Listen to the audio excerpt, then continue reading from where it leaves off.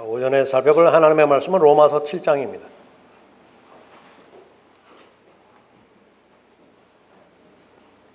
로마서 7장 7절부터 13절까지 받들어 읽겠습니다. 그런즉 우리가 무슨 말을 하리요? 율법이 죄냐? 결코 그럴 수 없느니라. 율법에 의하지 아니하고서는 내가 죄를 알지 못하였으니 곧 율법이 너는 탐내지 말지니라 하지 아니하였더라면 내가 정욕을 알지 못하였으리라. 그러나 죄가 계명을 통하여 기회를 잡아 내 안에서 온갖 색욕을 일으켰느니라. 이는 율법이 없으면 죄는 죽은 것임이라. 내가 전에는 율법 없이 살았으나 계명이 오자 죄는 살아나고 나는 죽었느니라. 생명에 이르게 하는 그 계명이 도리어 나를 사망에 이르게 하는 것으로 판명되었도다. 죄가 계명을 통하여 기회를 잡아 나를 속이고 또 그것으로 나를 죽였느니라. 그러므로 율법도 거룩하고 거룩하며 계명도 거룩하고 의로우며 선하도다. 그러면 선한 것이 나에게 사망이 되었느냐? 결코 그럴 수 없느니라. 다만 죄가 죄로 드러나기 위해 선한 그것으로 인하여 나에게 사망을 이루었으니 이는 계명에 의한 죄가 심히 죄 많게 되게 하려는 것이라. 기도하겠습니다. 아버지 하나님, 매번마다 하나님 앞에 영과 진리로 경배드릴 수 있는 특권을 허락해 주심을 감사드립니다. 주님께서 다시 오셔서 저희를 불러 데려가실 그때까지 영에 있어서나 혼과 몸에 있어서 어떠한 책망할 것도 없이 잘 보존될 수 있도록 모든 필요를 채우시고 특별히 영적으로 어려움 당하지 않도록 보호하시고 인도하시니 감사드립니다. 하나님의 입에서 나오는 모든 말씀으로 살아가는 그리스도인들이 매일매일마다 섭취해야 될 영적인 양식을 하나님의 은혜 가운데서 공급하여 주시고 또 오늘 이 시간에는 이 모임을 통해서 성령 하나님의 인도하심 가운데 선포되어지는 말씀을 통해 하나님의 뜻을 전달해 주고 계십니다.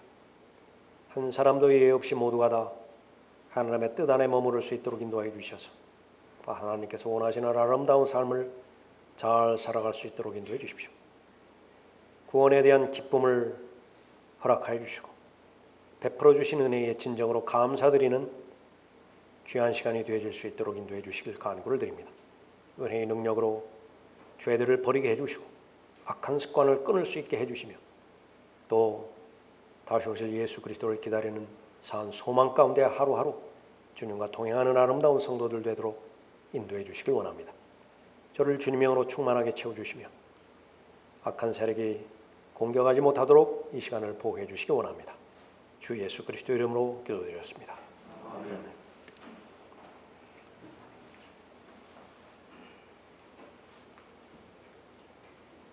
자, 오늘 설교의 제목은 율법을 모르면 은혜도 모른다입니다.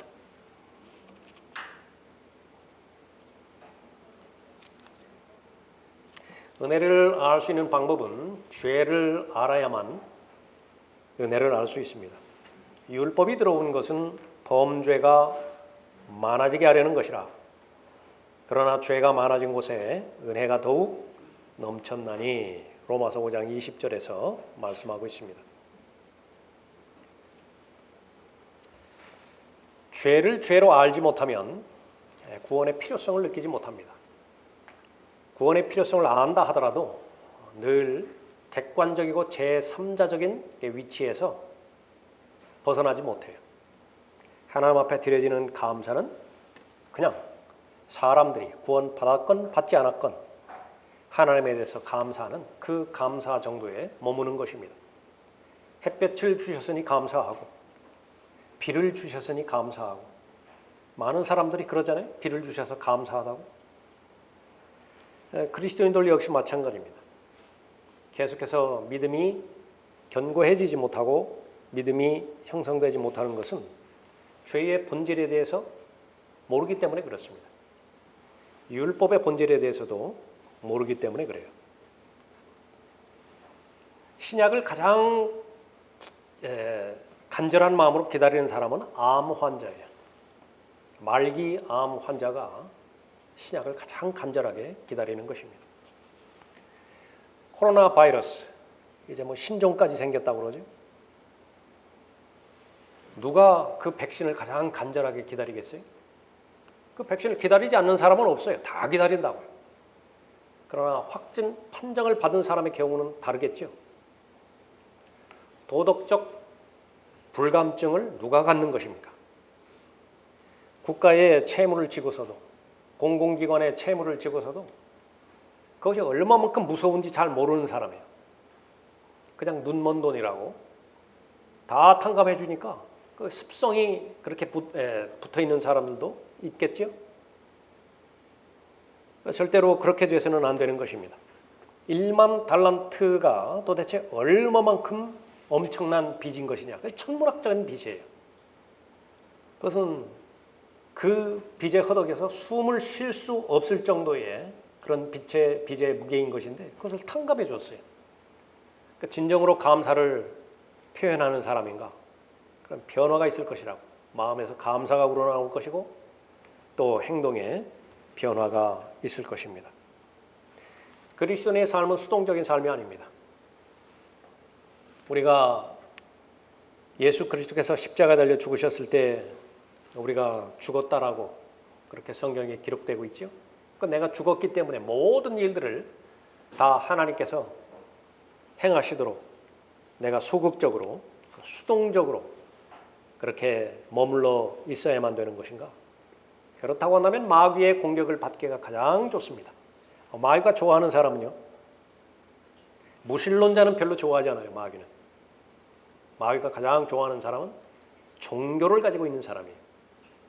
종교를 가지고 있으면서 동시에 모든 것을 하나님의 뜻에 맡긴다고 아무 근거 없는 안일주의에 빠진 수동적인 사람, 마음껏 휘젓고 극심하게 공격하는 것입니다. 율법을 모르면 은혜를 모릅니다. 죄를 모르면 은혜를 몰라요. 구원에 대해서 얼마만큼 감사하고 구원에 대해서 얼마만큼 기뻐하고 또 그것이 그냥 내가 예수 그리스도를 생애 첫 번째 영접할 때만 일어나는 일이 아니라 벨림받아 올라갈 그때까지 계속해서 그 구원에 대한 감사는 커져갈 것이고 감사로 인한 그 기쁨은 더 영향력을 더 늘리겠지요. 그것은 바로 성경에서 언급하고 있는 죄에 대해서 잘 알았다라고 하는 증거이고 성경에서 언급하고 있는 율법에 대해서도 잘 알았다라고 하는 증거인 것입니다. 여러분들 성경을 많이 공부하시죠?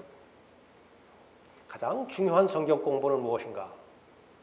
여러분의 마음에 대해서 무엇이라고 정의하고 있는 것인가?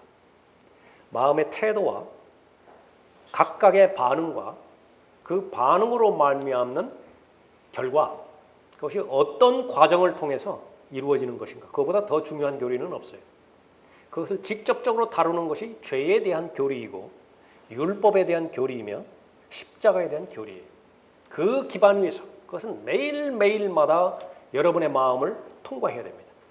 여러분의 마음이 그 하나님의 건전한 교리에 푹 담가져야 돼요. 은혜 가운데서 아주 강건한 사람입니다. 그 가운데서 열심히 성경도 읽고 듣기도 하고 또 올바로 나누어서 공부를 할 때에 또 하나님의 은혜의 말씀과 더불어서 예언의 말씀을 따라서 여러분이 싸워야 되는 믿음의 선한 싸움을 잘 싸울 수 있는 것입니다. 자, 오늘 율법을 모르면 은혜도 모른다라고 하는 제목으로 본문 말씀을 살펴보죠. 제일 첫 번째로 율법은 죄를 드러낸다라고 하는 사실을 첫 번째로 알 수 있습니다. 7절 보십시오. 그런즉 우리가 무슨 말을 하리요? 율법이 죄냐? 결코 그럴 수 없느니라. 그러니까 율법에 의하지 아니하고서는 내가 죄를 알지 못하였으니 곧 율법이 너는 탐내지 말지니라 하지 아니하였더라면 내가 정욕을 알지 못하였으리라. 질문으로 시작하죠. 율법이 죄냐? 답은 간단합니다. 아니에요. 율법은 하나님으로부터 왔기 때문에 거룩하고 선하죠. 온전한 것입니다. 죄의 본질을 깨닫게 해주는데 율법은 필수적이에요. 탐심이 나오죠. 사람들이 많이 오해하는 것은 이 율법을 지킨다라고 하는 것은 겉으로 종교 의식, 규범, 규례 그것을 정확하게 행하면 율법을 지킨다라고 오해하고 있는 것입니다. 그러나 제일 먼저 나오는 그 계명은 탐심에 관한 계명이죠. 탐심은 겉에 보이지를 않아요. 탐내지 말지니라. 어떻게 측정하죠? 어떻게 평가를 내려? 나는 탐내는 것인지 탐내지 않는 것인지. 그런데 이 탐심에 관한 교리가 성경 처음부터 병행해서 시작하고 있습니다. 하나님께서 아담을 창조하셨죠. 아담의 갈비뼈를 취해서 이브를 창조하셨습니다. 모두가 다 무죄한 상태예요. 무엇이든지 마음대로 할 수 있습니다. 하나님께서 계명을 하나 주셨어요. 먹지 말라라고 하는 계명을 하나 주셨습니다. 그 계명을 들었을 때에 이브 안에는 탐심이 생겼어요. 지혜롭게 되고자 하는 탐심이 생겼고 그 계명을 범하고자 하는 탐심이 생겼던 것입니다. 먹고자 하는 탐심이 생겼어요. 그래서 그 금지된 것을 탐낸 결과 행동으로까지 옮겨버리게 되었죠. 결과는 무엇입니까? 반드시 죽는 것이에요. 이 탐심에 모든 사람이 다 공통적으로 적용되는 것입니다. 죄는 율법 안에 있는 것이 아니에요. 먹지 말라 그렇게 말씀하셨을 때 그 안에 죄가 포함된 것이 아닙니다. 지하실에 빛이 안 들어오니까 캄캄하죠. 도대체 무엇이 있는지 알지를 못해요. 마음껏 왔다 갔다 합니다. 그러다 그 두꺼운 검은색 커튼을 위로 말아 올렸습니다. 그 순간에 눈이 부실 정도로 햇빛이 지하실에 내려쬐죠. 그 순간 숨이 턱 막히는 것입니다. 왜 그렇습니까? 온통 뿌연 먼지 투성이에요. 뭐가 달라졌어요? 달라진 것은 아무것도 없어요. 먼지는 여전히 그대로 있었다고요. 커튼이 쳐져 있을 때나 커튼이 올라가 있을 때나. 햇빛이 그것을 보여준 것이지요. 햇빛이 그 먼지의 상태를 보여줬다 해서 먼지를 제거하지는 못해요. 그런 능력은 없어요. 물을 뿌리죠. 물을 많이 뿌린다고요. 먼지가 이제 다 가라앉습니다. 먼지에 해당하는 것이 잠재되어 있는 죄라고 한다고 한다면 또 햇빛은 그것을 그 상태를 알려주는 율법으로 볼 수 있어요. 비를 들고 아무리 많이 쓸어도 그것은 자신의 노력이죠. 자신의 의지요. 해결 방법이 없어요. 오히려 먼지만 더 일어나는 것입니다. 궁극적으로 해결하기 위해서는 물을 뿌려야 되는데 물이 바로 은혜예요. 물을 뿌려야 되는 필요를 느끼는 것은 바로 햇빛에 의해서 먼지의 상태를 보았을 때이죠. 하나님의 거룩한 율법을 알지 못하고는 내가 얼마만큼 하나님 앞에서 불가능한 존재인 것인지 그것을 알지 못하는 것입니다. 너는 탐내지 말지니라. 탐심이 무엇인가를 정의해 주고 있는 것이죠. 그래서 내가 탐심의 죄를 지을 때 내가 죄를 범했음을 알게 하고 계명을 어겼음을 알게 되는 것입니다. 이는 율법을 통해서는 죄의 깨달음이 있을지어다 말하고 있습니다. 야고보서에서는 거울의 비유를 합니다. 하나님의 말씀을. 거울에 비춰봤을 때에 무엇이 묻어있고 무엇이 흠이 있고 다 보여주죠. 그러나 아무리 거울을 들여본다 해도 묻어있는 그 검댕이를 해결해 주지는 않습니다. 율법을 행함으로 인해서 내가 구원을 얻고자 하는 행위는 그 깨어진 유리 조각으로 자신의 얼굴에 묻어있는 검댕이를 해결하고자 씻어보고자 하는 그런 부질없는 짓이에요. 병원에 가면은 진단을 하죠. 진단만 해주는 의사가 또 따로 있더라고요. 방사선과 의사라고 합니까? 정확하게 잘 모르겠는데 진단만 해줘요. 여러 가지 장비를 동원해서 어디가 잘못되어 있는 것인지 또 그것을 판독까지 해줍니다. 그러나 처방은 안 해줘요. 처방하는 의사는 또 따로 있죠. 율법은 그런 역할이에요. 바로 죄를 드러내주는 역할을 하는 것이죠. 치료를 받아야 되는 것이 목적이라고 한다면 그 과정에 있어서 진단은 필수적입니다. 내가 하나님 앞에서 온전한 사람이 되어지고 하나님의 생명인 영원한 생명을 얻기 위해서는 내가 얼마만큼 하나님의 은혜로부터 멀어져 있는 것인지, 얼마만큼 하나님의 생명을 소유하는 데 부자격자인지 그것을 잘 알아야 되는 것이죠. 그러나 이 율법이라고 하는 것은 계속해서 겉으로 드러난 형식을 지켰다고 해서 다 해결되는 것은 아닙니다. 예수님께서 이 율법을 말씀하시면서도 율법을 지켜야 되는 그 내면적인 정신에 대해서 강조해서 말씀하셨어요. 너희는 옛 사람들이 말했던 바 너는 살인하지 말지니라 살인하는 자는 누구나 심판의 위험에 처하게 될 것이라고 한 것을 들었으나, 그러나 그 율법 속에 들어있는 정신은 무엇이에요? 마음을 다하여 하나님 사랑하라는 것입니다. 마음을 다하여 혼을 다하여 하나님 사랑하고 이웃을 사랑하라는 것이죠. 내가 너희에게 말하노니 까닭 없이 자기 형제에게 노하는 자는 누구나 심판의 위험에 처하게 될 것이며 자기 형제에게 라카라 하는 자는 누구나 공회의 위험에 처하게 될 것이요 또 어리석은 자라 하는 자는 누구나 지옥불의 위험에 처하게 될 것이라. 또 하나 말씀하시지요.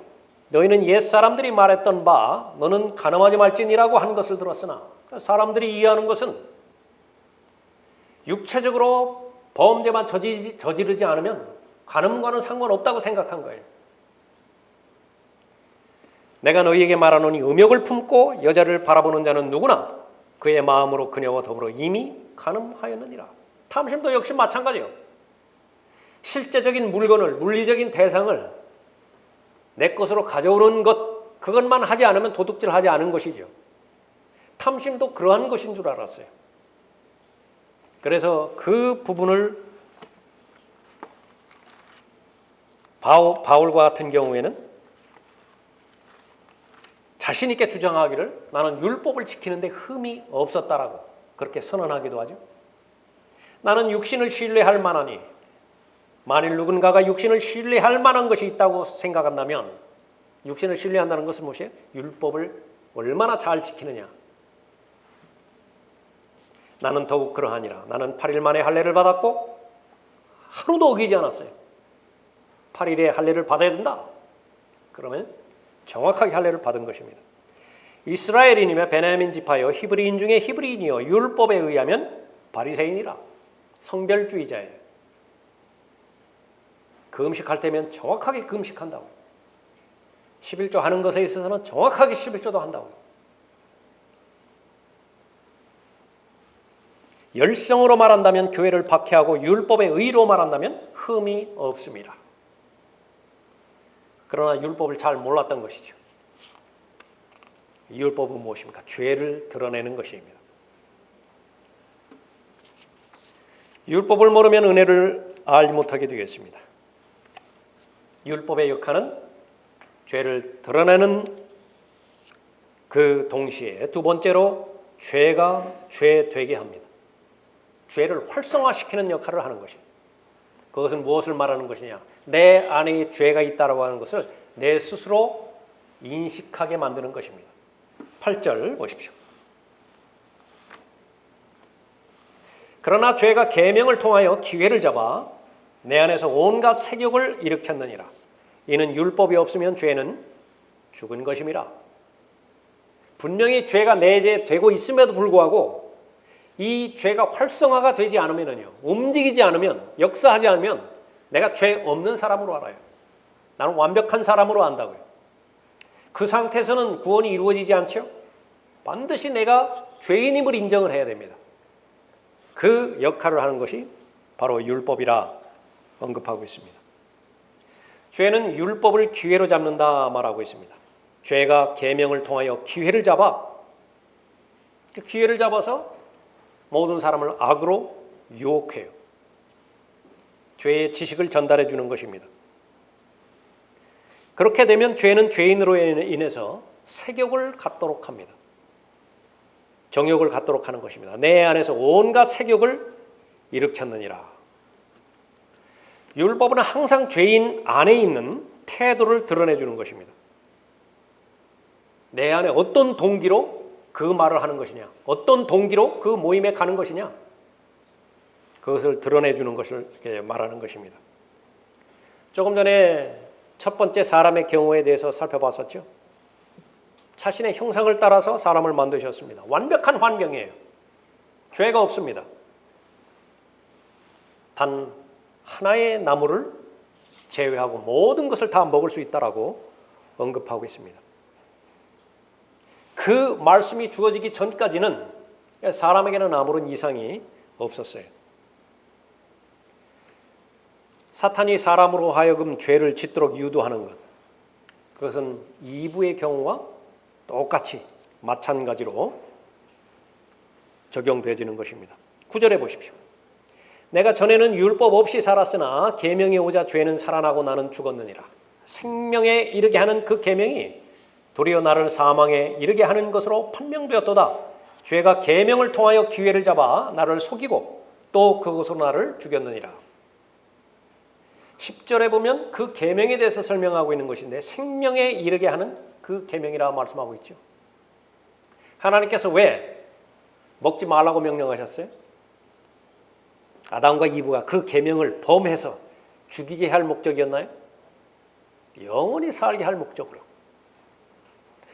영원히 살게 할 목적으로 금지하는 명령을 주신 것이에요. 그러니까 그런 목적으로 계명을 주셨는데 사람이 하나님의 목적대로 하나님의 뜻대로 그렇게 그 결과가 되었는가? 반대로 되어버렸어요. 오히려 죽게 되었다고요. 그것이 죄가 계명을 이용하는 것입니다. 내가 전에는 율법 없이 살았으나 계명이 오자 죄는 살아나고 나는 죽었느니라. 처음에 사람이 태어날 때요, 죄의 본성은 가지고 있습니다. 그 죄의 본성이란 무엇이냐면 사탄의 속성과 똑같은 것이에요. 작은 악마입니다. 작은 악마. 작은 마귀가 사람 안에 다 도사리고 있어요. 겉으로 드러나지는 않습니다. 아직 움직이지는 않으니까요. 그 상태에서 태어나는 것이 허물과 죄들 가운데서 태어나는 것입니다. 그 상태에서 죽는다고 한다면 하나님께서는 그 안에 있는 죄를 그 사람 탓으로 돌리지 않아요. 모두 다 하나님께서 구원하시는 것입니다. 다 하늘나라로 데려가는 것입니다. 하나님 보시기에 그 상태에서는 무죄한 상태예요. 그래서 하나님께서는 죄를 죄로 돌리지 않으시는 것입니다. 죄는 그때까지 휴지기 상태예요. 화산 있죠? 화산? 마그마가 휴지기에 있습니다. 아직 활동을 안 해요. 그 상태에서 죽으면 하나님께서는 모든 사람을 구원해 주시는 것입니다. 죄가 일어날 때가 있는 것인데 기지개를 켜고 죄가 일어나는 거예요. 일어나면 활동하겠죠. 언제 죄가 깨어나는 것인가? 율법에 대한 지식이 올 때예요. 율법에 대한 지식이 올 때. 너는 탐내지 말지니라. 그 하나님의 계명을 내가 깨달을 때가 있다고. 하나님의 계명을 깨닫는 그 과정은 두 가지가 있습니다. 하나님의 기록된 말씀을 통해서 깨닫든지, 유대인의 경우에는 철저하게 그렇죠. 그 다음에는 양심이에요. 양심에도 하나님의 율법이 기록되어 있죠. 양심이 아는 거예요. 탐내는 것이 죄라고, 하나님 앞에서 죄를 저지르는 것이라고 알게 되는 것이요. 그것을 알게 되었을 때는 죄가 깨어나요. 죄가 부활하는 것입니다. 부활하면 어떻게 돼요? 그 능력을 발휘하겠죠. 죄는 얼마만큼 엄청나고 막강한 능력이 있어요? 전지전능하신 하나님의 명령을 거스를 수 있는 힘이 있어요. 그보다 더 막강한 힘이 어디 있어요? 죄의 능력이 그런 것이라고요. 그런데 그 죄라고 하는 것이 내 마음 가운데 내재되어 있는 것이죠. 내가 전에는 율법 없이 살았으나, 율법의 지식이 없을 때는 살았으나 계명이 오자 죄는 살아나고, 그러면 계명이 죄인 것인가? 그렇잖아요. 이 과정이 없으면 구원받지 못하기 때문에 이 과정은 필수적으로 일어나야 되는, 내가 하나님으로부터 멀리 떨어졌고 분리되었고 잃어버린 바 되었다라고 하는 사실을 반드시 알아야 되죠. 그 역할을 율법이 해주는 것입니다. 죄의 본질이 무엇인가를 인식하고 깨닫게 해주시는 것입니다. 그러나 우리는 다 불결한 것 같고 우리의 모든 의는 더러운 걸레와 같으며 또 우리는 다 잎사귀처럼 시들며 우리의 죄악들은 바람처럼 우리를 옮겨갔나이다. 이사야 64장 6절 말씀이죠. 바울의 예를 든다고 한다면 잘 지켰습니다. 잘 사는 것 같은 그런 확신을 가지고 살았었죠. 어느 날 성령 하나님을 만났습니다. 다마스커스로 가는 도중에 예수 그리스도를 만났죠. 사울아 사울아 내가 왜 나를 박해하는 것이냐. 어떻게 이해를 하죠? 최선을 다해서 율법을 지키기로 자신의 생명까지도 내어놓고 지금은 가장 적극적으로 다마스커스로 가서 율법을 반대하는, 바울의 관점에서 보면 박해자들이죠. 하나님을 모독하는 자들이죠. 십자가를 증거하는 자들을 박해하기 위해서 최선을 다하고 있는 것인데 도리어 하나님을 박해하고 있다라고 그렇게 언급하고 있잖아요. 순간적으로 위로부터 음성이 들려지고 위로부터 지혜를 허락해 주셔서 얼마만큼 자기가 잘못되었는지, 얼마만큼 살아계신 하나님으로부터 멀리 떨어져 있는 것인지 알게 되었죠. 그 가운데 퍼뜩 생각이 났을 것이 이사야 64장 6절 말이죠. 우리는 다 불결한 것 같고, 얼마나 정결케 하기 위해서 노력을 했어요? 유대인들이 그랬죠. 예수 그리스도 자신들의 메시아를 죽이는 순간에도 자신의 몸을 더럽히지 않아서 그 장소에 가지 않았던 그 유대인들 아니었습니까? 얼마나 모순된 삶을 살았어요. 우리는 다 불결한 것 같고 우리의 모든 의는 더러운 걸레와 같으며, 자기 의입니다. 자기 열심으로 하나님으로 말미암아 구원을 받을 수 있다라고 자신했던 것이죠. 더러운 걸레예요. 우리는 다 잎사귀처럼 시들며 우리의 죄악들은 바람처럼 우리를 옮겨갔나이다 말씀하고 있습니다. 율법이 자신에게 영생을 줄 것이라고 믿었던 것입니다. 생명에 이르게 하는 그 계명이 오히려 나를 사망에 이르게 하는 것으로 판명되었도다. 율법은 죄에 대해서 정죄하죠. 그 결과는 죽음입니다. 지옥에서 영원한 형벌을 선언하는 것이죠. 율법은 죄인을 구원할 수 없습니다. 그러한 능력이 없기 때문에 그렇죠. 마귀가 이용하는 것은 모든 죄인을 종교적으로 만들어버리는 것입니다. 율법의 역할은 죄를 깨닫게 하는 것이고 죄를 드러나게 하는 것이고 자신이 죄로만 이루어진 죄 덩어리라고 하는 사실을 깨닫게 해서 구주 예수 그리스도의 필요성을 간절하게 느끼게 하는 것인데, 율법을 지킴으로 인해서 규례들과 또 원칙들을 지킴으로 인해서 스스로 만족하게 만드는 것이죠.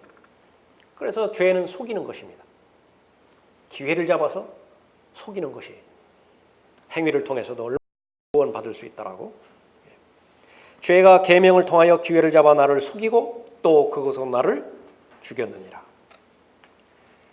죄의 목적은 죽이는 데 있습니다. 죄의 삭은 사망이기 때문에 그렇죠. 그런데 율법을 교묘하게 이용합니다. 율법을 교묘하게 기회를 잡아서 사람을 죽여버리는 것입니다. 세 단계가 있는데 제일 첫 번째 단계는 기회를 이용하는 것이고요. 너는 탐내지 말지니라. 그 계명을 이용하는 것입니다. 나로 하여금 죄를 짓게 하기 위해서 계명을 이용하는 것이죠. 그 다음은 나를 속이는 것이, 거기에 미혹당하면 그 결과는 하나뿐입니다. 죽이는 것이, 나는 죽는 것입니다. 죄를 지어도 처벌받지 않을 수도 있다.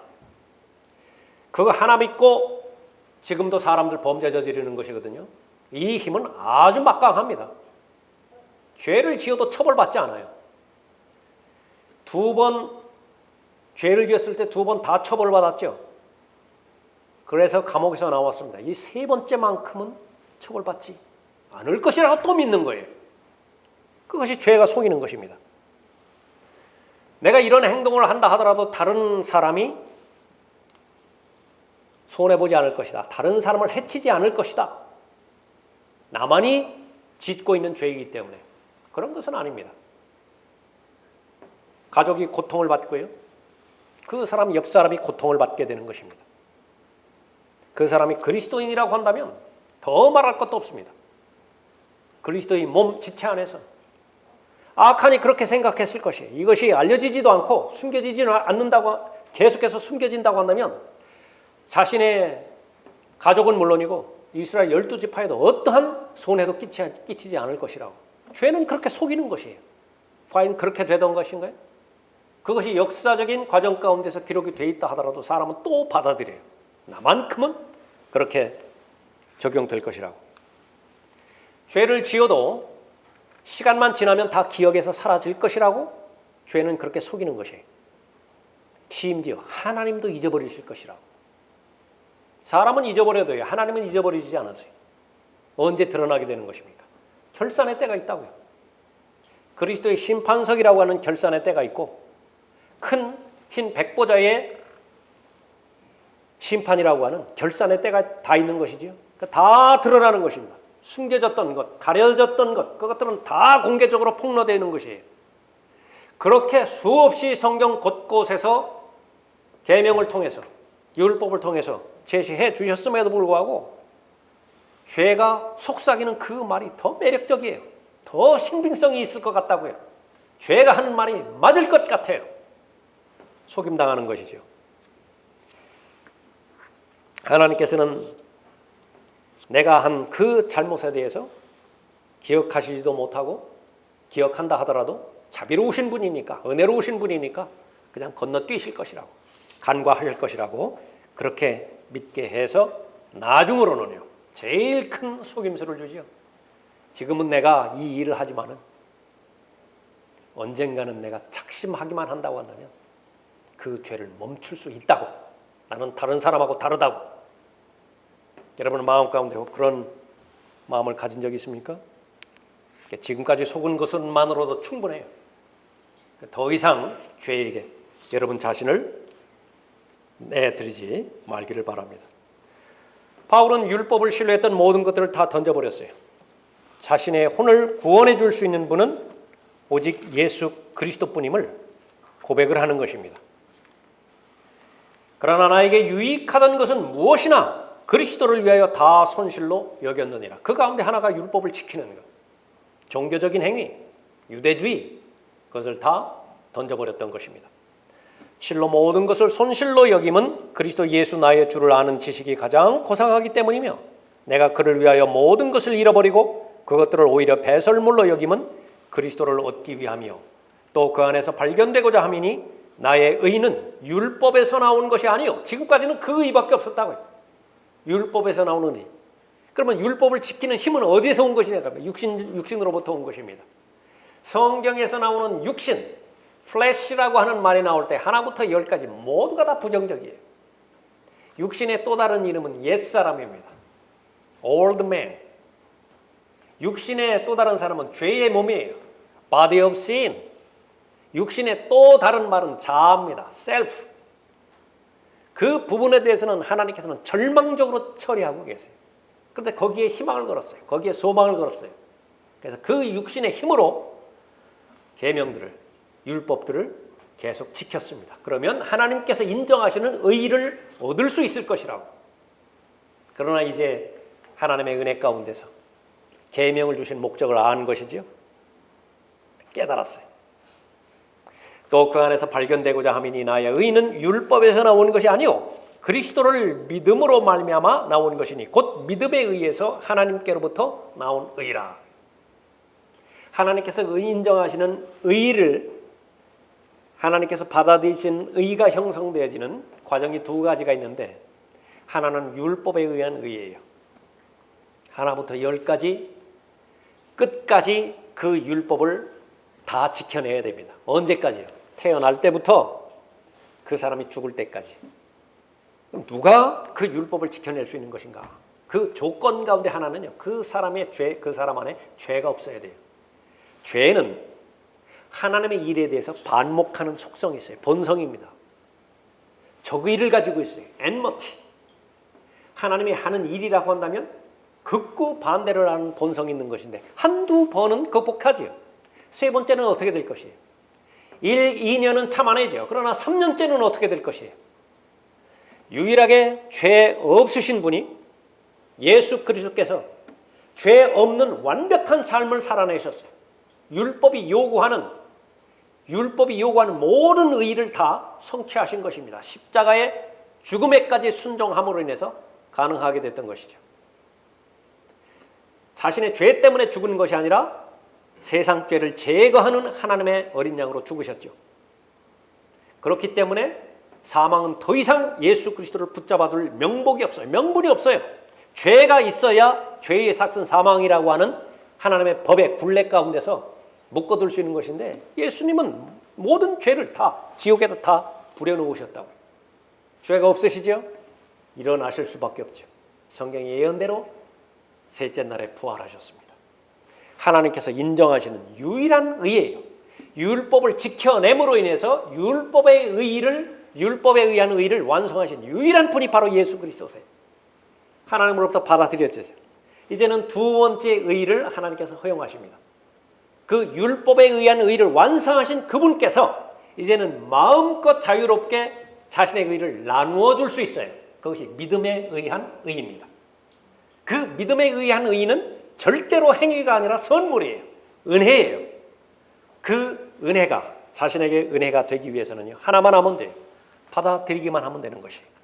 믿기만 하면 되는 것입니다. 거부하거나 거절하지만 않으면 되는 것이에요. 그것이 바로 사람을 영원히 살게 해주는 것이죠.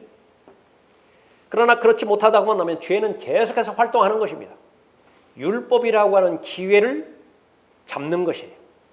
그래서 사람들 안에서 잠자고 있는 죄를 깨워버리는 것입니다. 죄를 활성화시키는 것이죠. 죄를 활동하게 하는 것이죠. 그 가운데 강력한 것이 바로 속이는 것이라 말씀하셨습니다.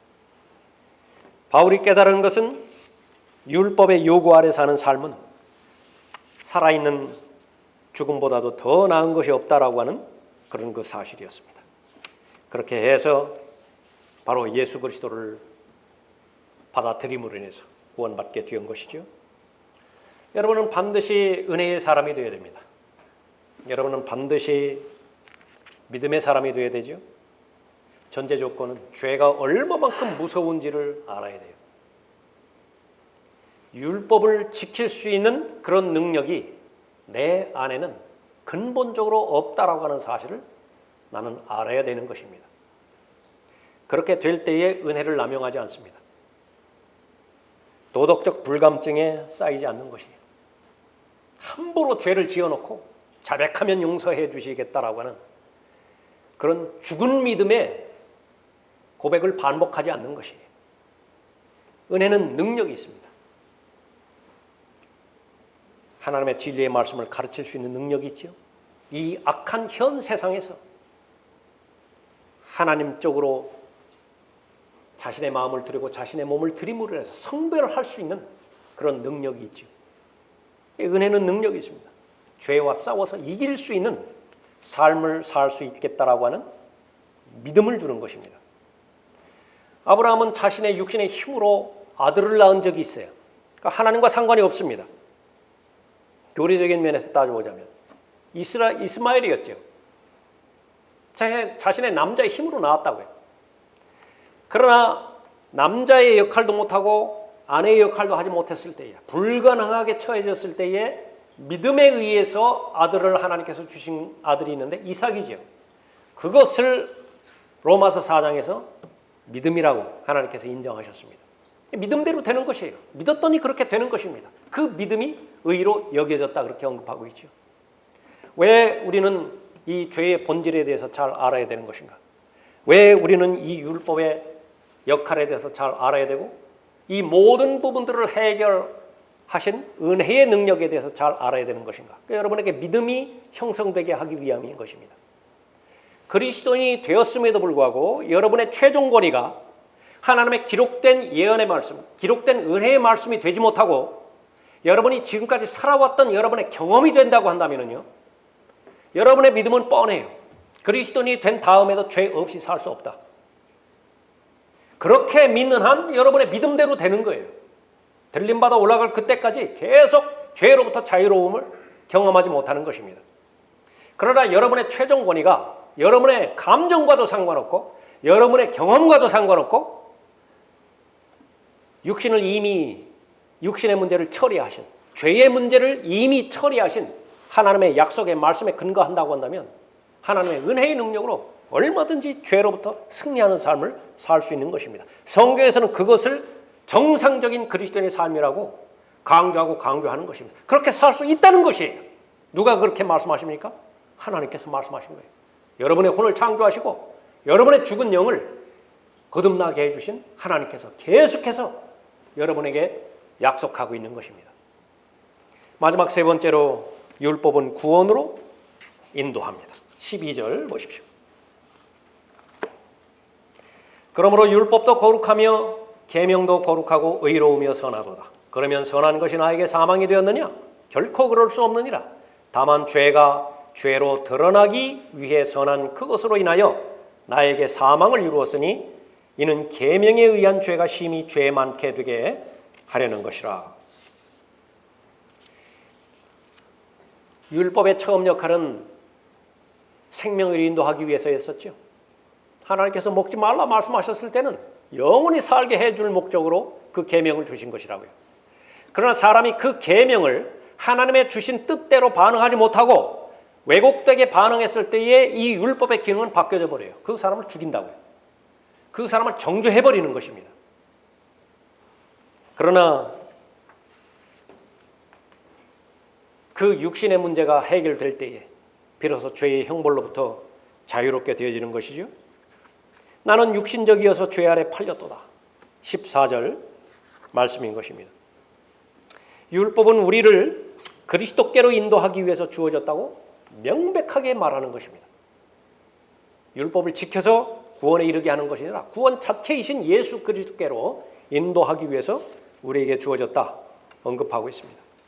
그리하여 율법이 우리를 그리스도에게로 인도하는 우리의 지도 교사가 되었으니 이는 우리를 믿음으로 의롭게 하려 함이라. 갈라디아서 3장 24절 말씀입니다. 예수 그리스도를 얼마나 필요로 하는 것이냐. 그 사람은 구원받아요. 그러나 나는 예수 그리스도가 필요가 없어요. 구원받을 수 없습니다. 아무리 종교적이라 하더라도. 그러면 예수 그리스도를 필요로 하게 만드는 것이 무엇이냐면 율법의 기능이에요. 지도교사입니다. 반드시 영원한 생명이 필요하고 지옥의 형벌로부터 구원받아야 되는 구원이 필요하고, 그런데 그 모든 것들은 예수 그리스도 안에 다 들어있는 것이에요. 길이요 진리요 생명이신 예수 그리스도이시기 때문에 바로 그런 부분이죠. 죄인을 위해서 십자가에 달려서 죽으셨고 율법이 요구하는 모든 요구, 탐내지 말지니라 예수 그리스도께서 이루셨어요. 그 외에 모든 율법이 요구하는 요구들 예수님께서 다 이루셨다. 그 이루신 결과를 선물로 다 나누어 주시는 분이 바로 예수 그리스도시죠. 하나님의 약속의 말씀인 것입니다. 믿음으로 사는 삶입니다. 은혜로 사는 삶인 것입니다. 대부분의 그리스도인들은 은혜로 구원을 받았지만은 여전히 율법 아래 살아가요. 율법 아래 살아간다라고 하는 것은 그분의 은혜의 말씀에 자신을 의탁하지 못하고 자신의 한계를 그어두는 것입니다. 하나님의 말씀도 이 한계로부터 자신을 구원해 주지 못해요. 정기적으로 주일이면 하나님 앞에 경배드리고요. 또 하나님 앞에 필요한 것이 있으면 기도하고, 또 정기적으로 하나님의 말씀을 읽는 시간도 정하고, 그것만 계속해서 주기적으로 정기적으로 이루어져 가고 있다고 한다면 정상적인 삶을 사는 것이라고 그렇게 믿게 만들어요. 그것은 결과일 뿐이에요. 그 결과에 앞서서 가장 중요한 것은 하나님 앞에 드려지는 감사인 것입니다. 갈보리 십자가에서 자신의 죄와는 무관하게 저주 받아야 될 아무 이유도 없고 심판 받아야 될 아무런 죄가 없음에도 불구하고 세상 죄를 제거하는 하나님의 어린 양으로서 여러분의 모든 죄를 다 쓴 것이죠. 여러분이 서야 되는 자리라고요. 대신 서신 것이라고. 그리고 여러분을 살리셨습니다. 그것이 진정으로 하나님의 은혜 가운데서 여러분에게 구원으로 다가왔다고 한다면 여러분에는 지속적인 감사가 있다고요. 그것은 실제라고요. 리얼리티예요. 시골에서 교통도 좋지 않은 시골에서 큰아들이, 결혼도 하지 못한 큰아들이 두꺼비 집 만들다가 감염이 돼버렸죠. 쓰러졌는데 입에 거품을 물고 보통 일이 아니에요. 어떻게 주변 사람이 급하게 연결해서 119가 왔죠. 응급조치를 취해가지고 숨을 쉬게 만들었어요. 일어나 앉더라고요. 그 처음부터 마지막까지 지켜본 어머니는요. 어디를 가나 그 어머니 입에서는 119예요. 우리 119, 우리 119. 나중에서는 아들보다 119를 더 사랑해요. 그것이 실제예요. 내 삶 가운데서 내 마음 가운데서 그 일들이 일어났다고 한다면 그것이 내 내면의 증거가 되는 것입니다. 예수 그리스도께서 여러분을 위해서 행해 주신 일, 비교가 될 일들인가요? 그런 일들이 여러분의 은혜 가운데서 여러분의 구원이 확증되었다고 한다면 여러분 안에는 부인할 수 없는 감사가 하나님 앞에 지속적으로 드려지겠죠. 역으로 그런 일들이 나에게 분명히 일어났는데 나는 왜 하나님 앞에 마음으로부터 우러나는 감사가 힘들어지는 것인가? 예수 그리스도를 주라고 고백하는 그 고백이 시인이 왜 그렇게 의무감으로 부담감으로 다가와지는 것인가? 다시 원점으로 돌아가십시오. 죄가 얼마나 무서운 것인가? 율법은 얼마만큼 불가능한 것이었는 것인가? 그 모든 부분들을 해결해 주신 분이 바로 주 예수 그리스도시죠. 성령 하나님께서 그 사실을 깨닫게 해주셨고 여러분의 개인적인 믿음과 적용케 해주셨으면 여러분이 그 사실을 받아들였을 때 성령의 아름다운 열매로 마음의 변화를 허락하셨고 삶의 변화를 허락하셨죠. 그 의와 화평과 기쁨으로 살아가는 것이 바로 그리스도인입니다. 기도하겠습니다.